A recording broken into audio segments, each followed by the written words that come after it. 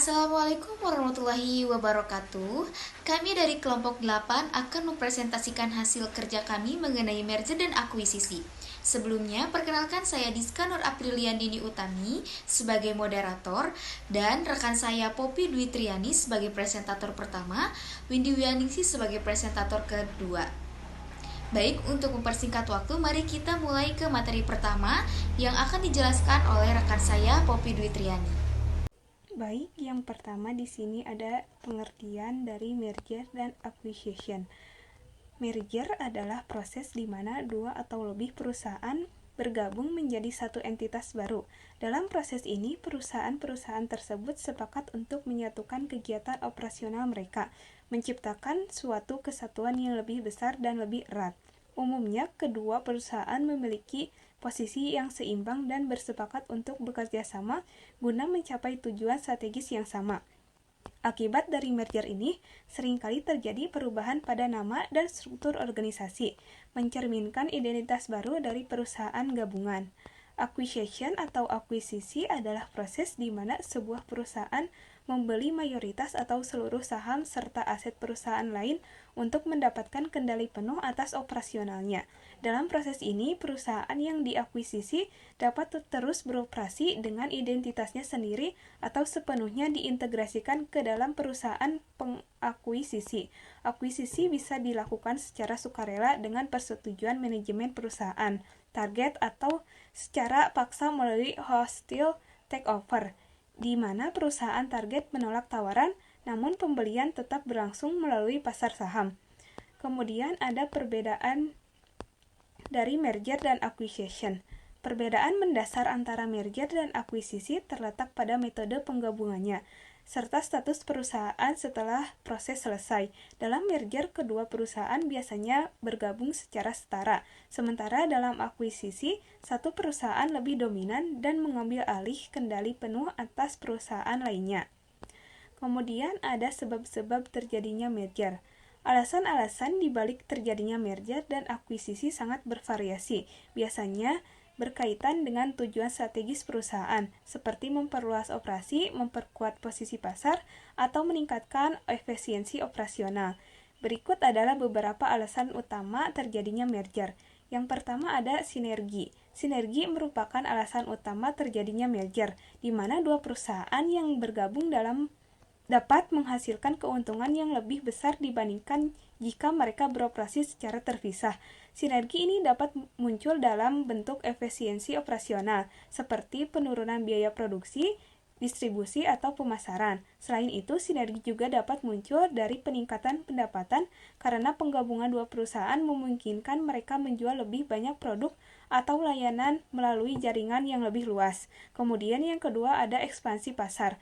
Merger sering dilakukan untuk memperluas jangkauan geografis atau mengakses segmen pasar baru. Perusahaan yang sudah kuat di pasar tertentu dapat memanfaatkan merger untuk memasuki pasar yang belum dijelajahi. Ini terutama berlaku bagi perusahaan multinasional yang ingin memperkuat kehadiran mereka di tingkat global. Kemudian yang ketiga ada diversifikasi. Diversifikasi merupakan strategi untuk mengurangi risiko dengan memperluas portofolio bisnis. Perusahaan dapat bergabung dengan perusahaan lain di sektor yang berbeda guna mengurangi ketergantungan pada satu jenis produk atau layanan. Diversifikasi juga membantu perusahaan menghindari fluktuasi yang terkait dengan siklus bisnis atau risiko industri tertentu. Kemudian yang keempat ada mengurangi persaingan. Pada industri yang sangat kompetitif, merger dapat menjadi strategi untuk menekan tingkat persaingan. Dengan bergabung dengan pesaing langsung, perusahaan dapat meningkatkan posisi tawar mereka, mengendalikan harga, dan memperluas pangsa pasar. Dengan lebih sedikit pesaing, perusahaan dapat lebih berkonsentrasi pada peningkatan mutu produk dan layanan. Kemudian yang kelima ada efisiensi operasional. Merger memungkinkan perusahaan untuk menyatukan sumber daya dan meningkatkan efisiensi. Hal ini dapat mencakup pemanfaatan fasilitas produksi yang lebih optimal, integrasi teknologi atau penggabungan fungsi administrasi dan manajemen. Dengan skala operasi yang besar, perusahaan dapat menurunkan biaya produksi per unit, memperbaiki logistik, dan memperluas distribusi produk. Kemudian Yang keenam, ada akses ke teknologi baru atau sumber daya. Beberapa perusahaan melakukan merger untuk mendapatkan teknologi baru, hak paten atau sumber daya strategis yang sebelumnya tidak mereka miliki. Mengakuisisi perusahaan yang memiliki teknologi canggih atau keahlian khusus dapat membantu perusahaan lain untuk mempercepat inovasi dan meningkatkan daya saing mereka di pasar. Kemudian ada optimalisasi struktur keuangan.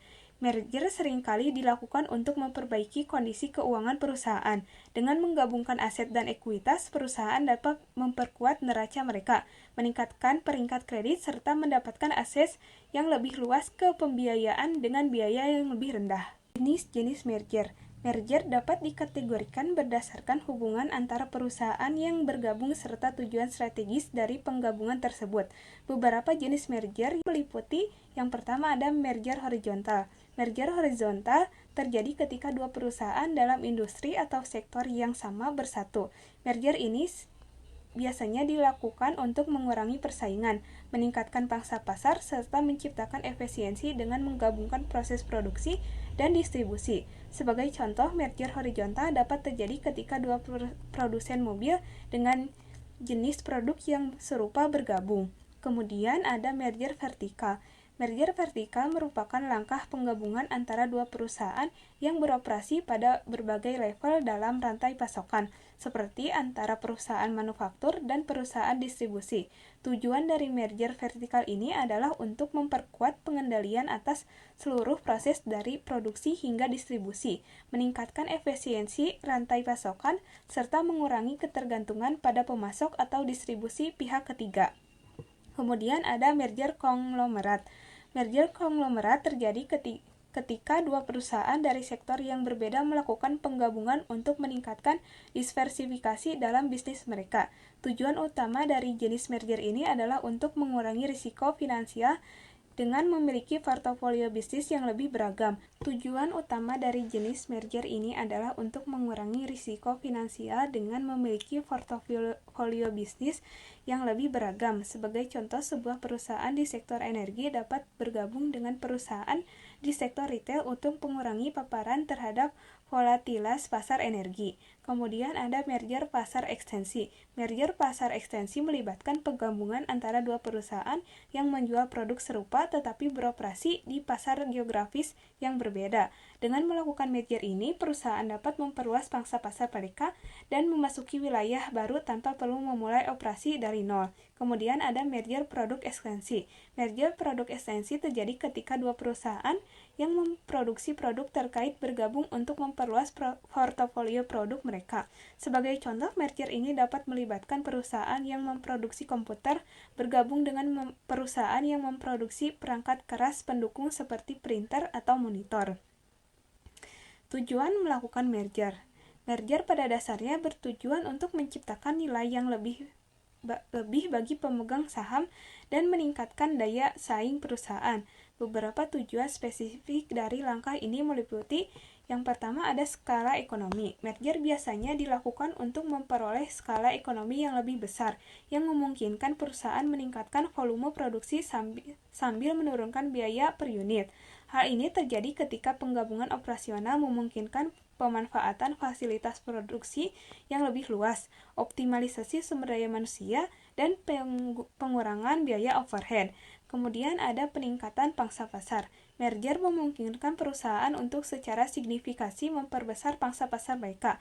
Hal ini terutama berlaku pada merger horizontal, di mana perusahaan yang sebelumnya bersaing kini bersatu dalam satu entitas yang lebih kuat, sehingga mampu mendominasi segmen pasar tertentu. Kemudian ada sinergi operasional. Merger menghasilkan sinergi operasional, di mana kombinasi kedua perusahaan menciptakan efisiensi yang lebih tinggi dibandingkan jika mereka beroperasi secara mandiri. Sinergi ini dapat berupa integrasi jaringan distribusi, fasilitas produksi, atau tenaga kerja yang memungkinkan perusahaan beroperasi dengan lebih efektif. Kemudian ada diversifikasi risiko. Merger sering dilakukan untuk mendiversifikasi bisnis, di mana perusahaan bergabung untuk bergabung guna mengurangi risiko yang terkait dengan satu sektor atau industri tertentu. Sebagai contoh, perusahaan energi yang bergabung dengan perusahaan teknologi dapat mengurangi ketergantungan mereka pada fluktuasi harga di sektor energi. Kemudian ada inovasi teknologi. Melalui merger, perusahaan dapat mengakses teknologi baru atau hak paten milik perusahaan target. Ini dapat mempercepat inovasi dan memperkuat posisi perusahaan dalam industri teknologi yang berkembang pesat. Kemudian ada penguatan keuangan. Merger dapat membantu perusahaan memperkuat struktur keuangan mereka, terutama jika salah satu pihak memiliki neraca keuangan yang solid atau akses yang lebih baik ke modal. Penggabungan akses dan ekuitas ini dapat meningkatkan peringkat kredit perusahaan, memungkinkan akses ke pembiayaan dengan biaya yang lebih rendah. Kemudian meningkatkan nilai pemegang saham. Tujuan utama merger adalah meningkatkan nilai bagi pemegang saham. Melalui sinergi dalam operasional, peningkatan pangsa pasar, dan diversifikasi risiko, perusahaan hasil merger dapat meraih keuntungan yang lebih besar serta meningkatkan laba bersih per saham. Baik, selanjutnya ada manfaat dan biaya merger. Dalam setiap keputusan untuk melakukan merger, perusahaan perlu menimbang keuntungan serta biaya yang mungkin akan timbul. Dengan melakukan evaluasi yang cermat terhadap keuntungan dan biaya tersebut, perusahaan dapat menentukan apakah merger tersebut akan memberikan nilai tambah bagi perusahaan dan pemegang sahamnya. Yang satu, manfaat merger. Manfaat merger ada 4. Yang ke satu, sinergi operasional. Merger perusahaan seringkali memungkinkan penghematan biaya melalui peningkatan efisiensi operasional, misalnya dengan mengintegrasikan sistem teknologi, mengurangi fungsi yang tumpang tindih, dan meningkatkan efisiensi dalam pengelolaan rantai pasokan. Yang kedua, peningkatan pendapatan. Dengan mengintegrasikan jaringan distribusi dan memperoleh akses ke pasar baru, perusahaan dapat meningkatkan pendapatannya melalui penjualan produk atau jasa yang lebih banyak. Yang ketiga, diversifikasi produk dan pasar. Merger memungkinkan perusahaan untuk memperluas portofolio produk serta pasar yang mereka jangkau, sehingga mengurangi risiko bisnis yang diakibatkan oleh ketergantungan pada satu produk atau segmen pasar. Yang keempat, penguatan keuangan. Merger dapat memperbaiki struktur keuangan perusahaan dengan mengintegrasikan aset dan ekuitas serta meningkatkan akses ke pembiayaan dengan biaya yang lebih rendah. Selanjutnya, biaya merger. Biaya merger ada 4. Yang ke satu, biaya integrasi. Salah satu tantangan utama dalam proses merger adalah biaya integrasi yang mencakup penggabungan sistem teknologi, restrukturisasi organisasi, dan penyesuaian budaya antara perusahaan yang berbeda.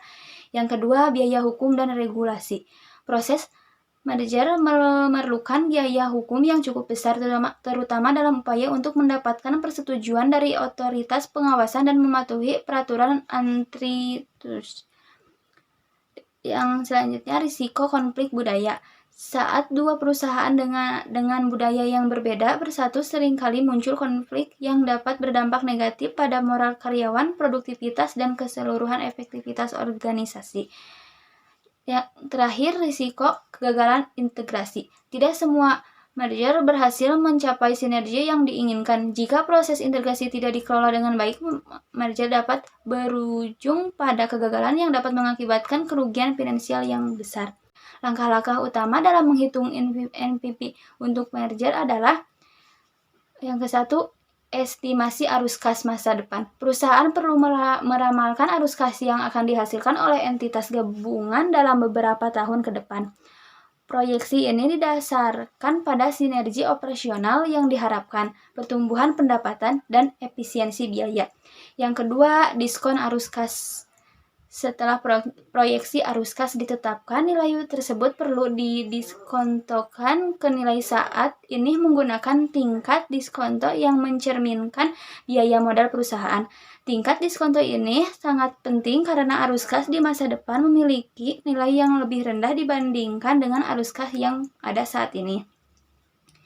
Yang ketiga, perhitungan NPV. Jika NPV dari merger adalah positif, ini berarti nilai sekarang dari arus kas masa depan lebih tinggi daripada biaya merger, sehingga merger tersebut dianggap layak. Sebaliknya, jika NPV negatif, merger sebaiknya tidak dilanjutkan karena dapat mengakibatkan kerugian finansial bagi perusahaan. NPV yang positif mengindikasikan bahwa merger akan memberikan keuntungan bersih bagi perusahaan, sedangkan NPV negatif menunjukkan adanya risiko kerugian. Perhitungan NPV seringkali memerlukan analisis yang rumit, termasuk penilaian risiko, proyeksi pendapatan, dan faktor eksternal lainnya. Dan selanjutnya ada menentukan manfaat dan biaya merger. Manfaat merger merupakan manfaat ekonomi yang diperoleh dengan adanya merger suatu perusahaan dengan perusahaan lainnya. Manfaat ini merupakan terjadi penghematan atas pengeluaran-pengeluaran yang seharusnya bisa dihindari, sehingga diperoleh tambahan keuntungan yang berupa manfaat atau sinergi. Contoh manfaat merger. Perusahaan dominan akan merger dengan perusahaan jaya dengan mempertimbangkan apakah terdapat manfaat ekonomi dari merger tersebut. Apabila hasilnya positif, maka akan dilakukan merger. Nilai perusahaan dominan dengan present value dominan atau PVD sebesar 5 miliar. Nilai perusahaan jaya dengan present value jaya atau PVD sebesar 600 juta. Merger kedua perusahaan tersebut akan menghemat biaya dengan present value sebesar 300 juta.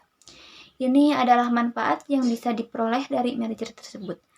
Untuk memperoleh nilai kombinasi antara perusahaan dominan dengan jaya digunakan rumus sebagai berikut. PVJ sama dengan PVD ditambah PVJ ditambah manfaat. Penyelesaian di atas adalah tadi PVD-nya sebesar 5 miliar, PVJ-nya sebesar 600 juta, manfaatnya sebesar 300 juta. Maka cara menghitungnya yaitu PVD ditambah PVJ ditambah manfaat. Berarti 5 miliar ditambah 600 juta ditambah 300 juta. Maka dihasilkan 5 miliar 900 juta. Baik, selanjutnya yaitu contoh dari biaya merger. Yang pertama, pembelian secara tunai atau kas. Dapat dicontohkan, perusahaan dominan membeli perusahaan jaya, yang berarti dalam hal ini terjadi merger atau biaya untuk merger atau pembelian oleh perusahaan dominan terhadap perusahaan jaya. Apabila dibayar dengan tunai atau pembayaran dengan kas, maka digunakan dengan rumus biaya sama dengan kas dikurangi PVJ. Dapat dicontohkan, misalkan perusahaan jaya dibeli tunai dengan kas oleh perusahaan dominan sebesar 750 juta, sedangkan nilai perusahaan jaya 600 juta. Maka untuk menentukan biaya dari merger tersebut adalah sebagai berikut. Biaya sama dengan kas dikurangi PVJ sama dengan kasnya 750 juta, PVJ-nya 600 juta, maka diperoleh hasil 150 juta. Dapat disimpulkan, 150 juta merupakan biaya dari sudut pandang perusahaan dominan, sedangkan dari sudut pandang perusahaan jaya merupakan manfaat. Selanjutnya yaitu pembelian dibayar dengan saham. Perusahaan yang dibeli atau akuisisi tidak hanya dilakukan dengan pembayaran tunai dengan kas, tetapi dapat juga pembayaran dilakukan dengan membayar menggunakan saham. Perusahaan yang membeli, biaya merger yang diperhitungkan dilakukan dengan menggunakan rumus sebagai berikut. Biaya sama dengan P PVDJ dikurangi PVJ dengan keterangan P sebagai saham perusahaan dominan yang dibayarkan pada perusahaan jasa, PVDJ merupakan nilai kombinasi perusahaan dominan dan jaya, PVJ merupakan nilai perusahaan jaya. Dapat dicontohkan, perusahaan dominan melakukan pembelian terhadap perusahaan jaya melalui proses merger dengan membayar 25.000 lembar saham milik perusahaan dominan. Harga saham perusahaan dominan adalah 2.500 per lembar dan total saham yang dimiliki oleh perusahaan tersebut sebanyak 100.000 lembar. Sementara itu, nilai dari perusahaan jaya mencapai 30 juta. Dengan terlaksananya merger ini, perusahaan memperoleh tambahan keuntungan atau manfaat dengan nilai sekarang atau present value sebesar 10 juta. Dengan data tersebut, hitung biaya merger yang sebenarnya. Nah, untuk penyelesaiannya, biaya merger yang sebenarnya atau P sama dengan PVDJ dikurangi PVJ. Atau bisa juga dengan P sama dengan jumlah saham yang dibayarkan dibagi dengan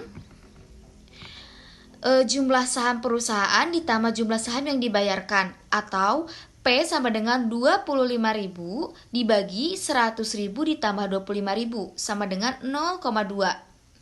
Maka dari itu dihitung kembali V perusahaan dominan 100.000 lembar dikali 2.500 sama dengan 250 juta sama dengan 30 juta. Maka manfaatnya yaitu 10 juta. Selanjutnya menghitung PVDJ sama dengan PVD ditambah PVJ ditambah manfaat atau keuntungan. Sama dengan 250 juta ditambah 30 juta ditambah 10 juta, maka hasilnya 290 juta.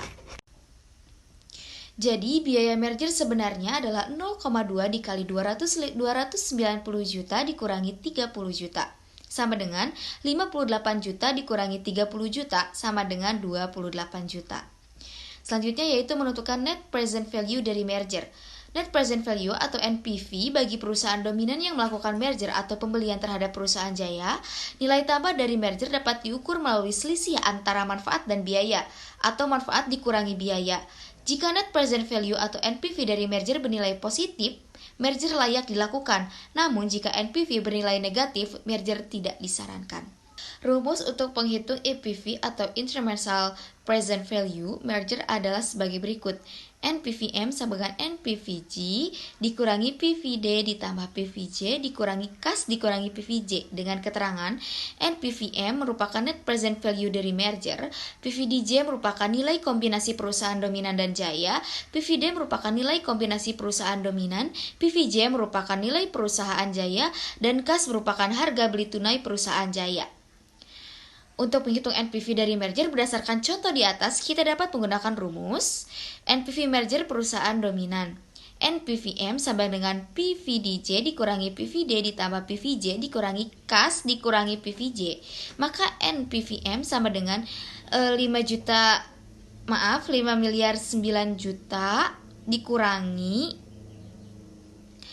5 miliar ditambah 600 juta dikurangi 750 juta ditambah 600 juta. Dengan NPVM 5 miliar 900 juta dikurangi 5 miliar 600 juta dikurangi 150 juta, maka dapat diperoleh NPVM 150 juta. Baik, kesimpulan dari materi yang telah kami sampaikan yaitu merger merupakan proses penggabungan dua atau lebih perusahaan menjadi satu entitas baru untuk menciptakan sinergi, memperluas pasar, atau meningkatkan efisiensi operasional, sedangkan akuisisi adalah pembelian saham atau aset perusahaan lain untuk kendali penuh. Manfaat merger mencakup efisiensi operasional, peningkatan pendapatan, dan penguatan keuangan. Namun, ada pula biaya yang harus diperhitungkan seperti integrasi, biaya hukum, dan risiko konflik budaya. Penilaian merger menggunakan metode Net Present Value atau NPV, di mana merger dianggap layak jika NPV positif, menunjukkan bahwa manfaat merger melebihi biaya.